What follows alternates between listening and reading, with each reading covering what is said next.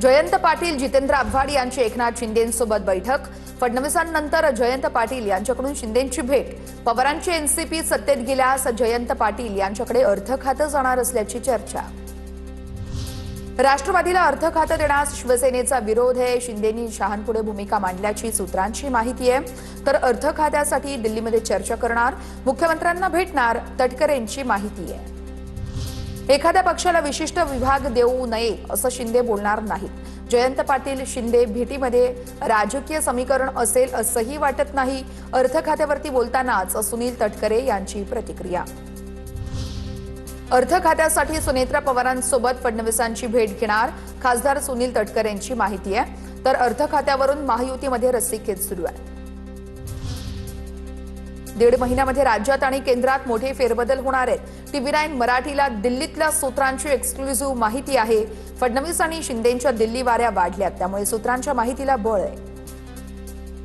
केंद्रात फेरबदल झाले, फडणवीस केंद्रात जाऊ शकतात। खासदार संजय राऊत यांचं वक्तव्य, तसेच भाजपचा एखादा वरिष्ठ नेते महाराष्ट्रामध्ये मुख्यमंत्री होतील, राऊतांचा दावा।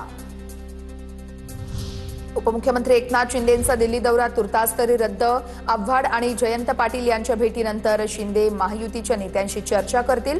महाराष्ट्र सदनमधील कार्यक्रमाला ऑनलाईन उपस्थित राहणार आहेत।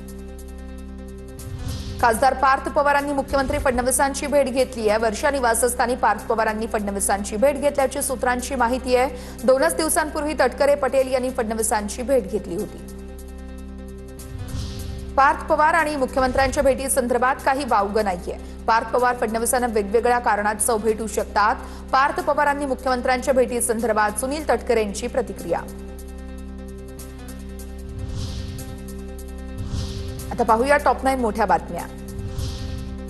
मुख्यमंत्री हे एका पक्षाचे नसून संपूर्ण महाराष्ट्राचे असतात। रामभक्त म्हणून आम्ही त्यांना रामरक्षा कार्यक्रमाचं आमंत्रण दिलं।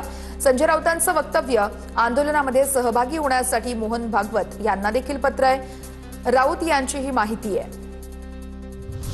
जनाधार गेल्यावर उद्धव ठाकरे रामाच्या नावाचा वापर करून वोट बँक बनवण्याचा प्रयत्न करतायत। सगळ्यांनी सोडल्यावर त्यांना प्रभू राम आठवतायत। ठाकरेंच्या सेनेच्या उद्याच्या रामरक्षा आंदोलनावरती मंत्री बावनकुळेंची टीका आहे। नागपुरातील रामरक्षा आंदोलनावरून स्थानिक राजकीय वातावरण तापलं। ठाकरेंचे नागपूर मनपा गटनेते किशोर कुमेरिया यांच्याकडून महापौर नीता ठाकरे यांना कार्यक्रमाचं निमंत्रण। महापालिकेतील सर्वपक्षीय नगरसेवकांनाही उपस्थित राहण्याचं आवाहन आहे। 15 दिवसात दोन्ही राष्ट्रवादी एकत्र येतील। केंद्रामध्ये सुप्रिया सुळे मंत्री तर राज्य सुनेत्रा पवार बघतील, रवी राणांचा मोठा दावा। उद्धव ठाकरे आणि एकनाथ शिंदे सुद्धा भविष्यात एकत्र येऊ शकतात, आमदार रवी राणा यांचा मोठा दावा। पवारांच्या एनसीपीकडून विलीनीकरणाची चर्चा बंद झाली आहे। अजितदादा असताना विलीनीकरणाची चर्चा झाली होती।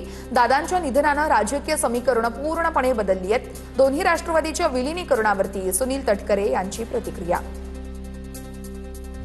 सामाजिक कार्यकर्ते सोनम वांगचुक यांच्या उपोषणाचा आजचा 20वा दिवस आहे। सोनम वांगचुक यांच्या वजनामध्ये घट झाली आहे। जोपर्यंत राजीनामा होत नाही तोपर्यंत आंदोलनावरती वांगचुक ठाम आहेत। नीट पेपरफुटी प्रकरणामध्ये शिक्षण मंत्री धर्मेंद्र प्रधान यांच्या राजीनाम्याची मागणी आहे। पवारांच्या राष्ट्रवादीचा सोनम वांगचुक यांना पाठिंबा आहे। सुप्रिया सुळे आज सोनम वांगचुक यांची भेट घेतील। सुप्रिया सुळे आज वांगचुक यांच्या आंदोलनस्थळी जाणार आहेत। सोनम वांगचुक यांना पाठिंबा देण्यासाठी ठाकरे बंधूंचं आंदोलन आहे। 19 तारखेला छत्रपती शिवाजी महाराज पार्कात आंदोलन केलं जाईल। राज ठाकरे, उद्धव ठाकरे आंदोलनाला उपस्थित असतील। पावसाळी अधिवेशनाच्या पार्श्वभूमीवरती आज एनडीएच्या प्रमुख मंत्र्यांची बैठक होणार आहे। केंद्रीय संरक्षण मंत्री राजनाथ सिंह यांच्या अध्यक्षतेखाली सकाळी 11 वाजता ही बैठक पार पडणार आहे। अगदी थोड्याच वेळात बैठकीला सुरुवात होईल। अधिवेशनातील रणनीती, समन्वय आणि मित्रपक्षांच्या भूमिकेवर या बैठकीत चर्चा केली जाईल।